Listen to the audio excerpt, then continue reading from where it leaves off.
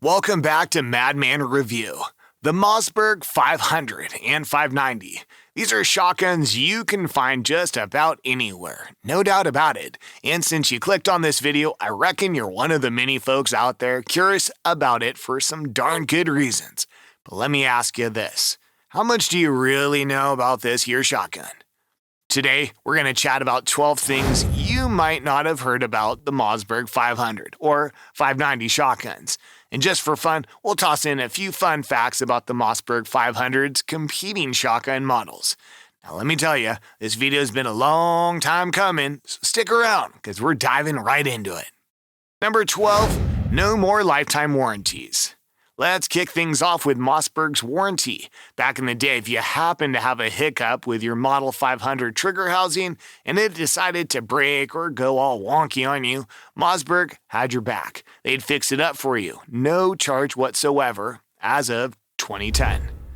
But more recently, Mossberg firearms come with only a 10-year limited warranty. Yeah, you heard me right. They'll only give their word to the original retail buyer that their Mossberg firearm will stay free from any pesky defects in material or craftsmanship for a whole decade. That's only 10 years of peace of mind right there, and it's only valid for purchases made in the good old United States or up north in Canada. Bummer, right? Number 11, the action bar. The original Mossberg 500 design had a little issue. It had just one action bar, and on those early models, that lone action bar sometimes decided to throw a fit, causing some binding or even breaking when you were working the action. But in 1970, Mossberg decided to step up their game. You see, back then, Remington had this patent on the dual action bar design, and Mossberg had to bide their time. But once that patent expired, Mossberg jumped right on it. They introduced the now familiar dual action bars, making their shotguns even more reliable. Number 10, the Model 200. The Mossberg 500 might be a household name, but it wasn't Mossberg's first rodeo in the shotgun game, not by a long shot. Back in the year 1955, they started rolling out the 200 series. Now, this was an interesting critter. It had a rather unconventional look with a 2-round magazine fed pump action setup. But here's the twist in the tale. This 200 series didn't quite catch on like the Mossberg 500 did later on. Didn't achieve the same level of commercial success. But you know what they say, every journey has its starting point. Number 9, the Tang safety. Now let's talk about number 9, and this one's all about a nifty feature that carried over from the 200 series to the Mossberg 500. You see, they both shared this distinctive safety. On the 200 series, that safety was a tab that you flipped from left to right, but when they rolled out the 500, they decided to change things up a bit. They turned that tab into one that you could slide forward and backward, right there on the Tang of the shotgun. What's cool about this setup is that you can easily operate it with your thumb, making the shotgun inherently ambidextrous. It's a speed demon when it comes to safety, and that's why it's my personal favorite among all the safeties you can find on shotguns. But depending on how you're using your shotgun, this Tang safety might have a few drawbacks. If you've got a pistol grip stock, it can be a bit trickier to use compared to the more traditional crossbolt safeties like the one you'll find on a Remington 870. Number 8, 10 million units made. Would you believe it's used by a whopping 13 countries around the globe? That's right, folks. We're talking about countries like the good old USA, where it's a trusted companion of the Navy, Army, and Marines. The numbers don't lie. They've cranked out more than a staggering 10 million Mossberg 500 shotguns since that first one rolled off the production line back in 1960.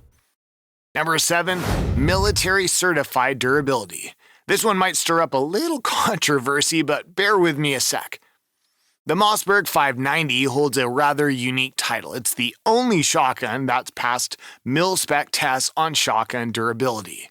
Part of the MIL S3443F standard puts shotguns through the ringer. It calls for sample shotguns to fire a whopping 3,000 rounds with a malfunction rate not exceeding a measly 0.1%, which is just 3 rounds. But that's not all. They don't stop there. They also test these shotguns for reliability under extreme climate conditions. Expose them to all sorts of common chemicals and solvents, give them a mud bath, put them through the dust storm, and even subject them to frigid cold temperatures. Reportedly, the only shotgun to have aced these tests is none other than the Mossberg. Now, you can draw your own conclusions from these tests, but I gotta say, a shotgun that can fire 3,000 rounds with fewer than 3 malfunctions, that's reliability you can take to the bank. It's about as dependable as death and taxes in my book. Number 6, huge selection. Number 6 is a real doozy, folks. Mossberg has its knack for consistent innovation, has gone all out when it comes to offering a diverse lineup of their shotguns. I'm telling you, there are more Mossberg accessories out there than your wife has pairs of shoes, and that's saying something. You see, Mossberg's been tinkering with various barrel lengths and accessories, creating a whole army of different shotgun versions. It's like they've got a shotgun for every occasion. You can swap out some parts from your trusty old hunting shotgun and voila, you've got something, a versatile tool for self-defense, sport shooting, military and law enforcement use, you name it.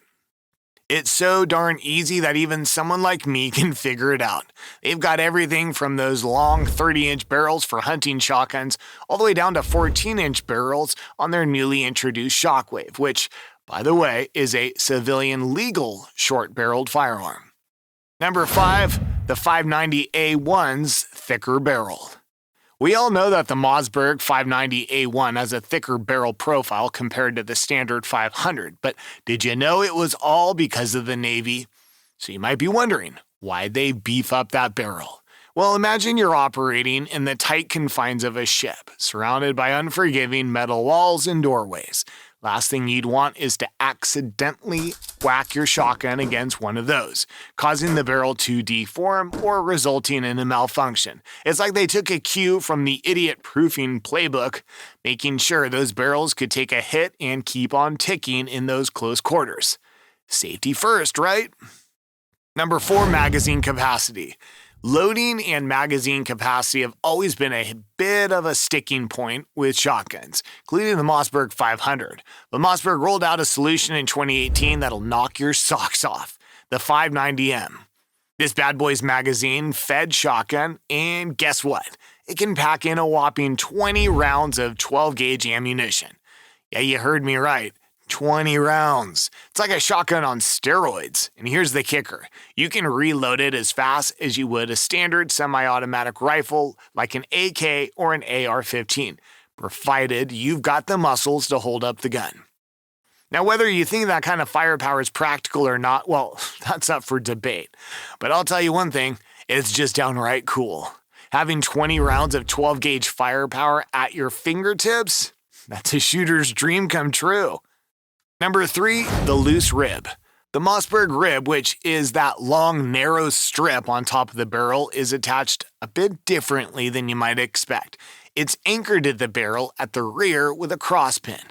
Along with its length, it's snugly fitted into grooves that are cut into the tops of posts. Now, here's where it gets interesting. Underneath that rib, there's a channel, and it rides on top of these posts, held in place by its 2 flanges nestled snugly in the grooves of the posts. Now, why is this important, you ask? Well, when a Mossberg barrel heats up or cools down, it can expand or contract, but thanks to this clever design, the rib is free to slide along those posts, rather than getting slightly bent or warped due to the barrel expanding or contracting at a different rate. So you end up with a barrel that's as straight as an arrow, no matter the temperature. Number 2, the aluminum receiver. You might be wondering how in the world the aluminum receiver of the Mossberg shotgun can handle the shock of firing, right? Well, here's the kicker. It doesn't have to. Unlike many of its contemporary competitors, the Mossberg took a different approach. You see, instead of having the bolt lock into the receiver, it locks into an extension that's fastened right onto the barrel itself. This little design choice is a game changer, and here's why. Now, imagine the cost involved in crafting a receiver from a solid block of steel, like they did with the Winchester Model 12 and the Ithaca M37. It's a pretty penny, no doubt about it. You see, the receiver has to be steel because the bolt locks onto it when it's closed. That means the bolt needs to be machined to a precise length. The locking recess in the receiver has to be spot on, and the receiver walls have to be thick enough to handle all that firepower. Now, when you look at the Mossberg 500, it's a whole different ballgame. The bolt locks into an extension that's firmly secured to the barrel. The crucial measurements here are the distances from the locking recess to the chamber and from the locking block in the bolt to the bolt face. These dimensions are easily measured in the factory and kept to an exact figure. So what does the aluminum receiver in the Mossberg do, you ask? Well, it's more like a cover and a guide for all the moving parts. It doesn't have to bear the brunt of the firing forces. Its main job is to transmit the recoil to the shooter. It's a brilliant design choice, huh? Number 1, the Browning locking mechanism. You might be wondering why Mossberg waited until 1961, the year the Mossberg 500 came out, to use the locking mechanism that's actually been around for quite some time. Here's the deal. That locking mechanism is the same method that the legendary John Moses Browning used in his A5 shotgun. Browning also applied it to several other pump-action shotgun designs. So, why didn't other manufacturers jump on this brilliant idea sooner? Well, here's where it gets interesting. Browning held the patents for this design, and those patents were firmly in place for quite a while. By the time they expired, many manufacturers had already been producing their own shotguns for years, even decades. Customers had come to expect a particular design, the tooling had been paid for, and the cost and risk of making a switch was, just too high. Now let's talk about a couple of notable exceptions. Remington made the bold move to switch to the barrel extension in 1950 with their iconic 870 shotgun, and it worked out well for them. But then there's Winchester, which took the plunge in 1964 with the 1200, and they almost hit rough waters. See, their customers weren't quite ready to part ways with the iconic beauty and legacy of the Model 12 for something that felt more like an industrial tool like the Winchester Model 1200. Mossberg, on the other hand, had a bit of an advantage in this regard. They didn't have to worry about those Browning patents because they had long expired by the time they introduced the Mossberg 500. So they had a bit more freedom to incorporate this proven locking mechanism into their shotgun design. Sometimes it's all about the timing, and Mossberg hit the sweet spot.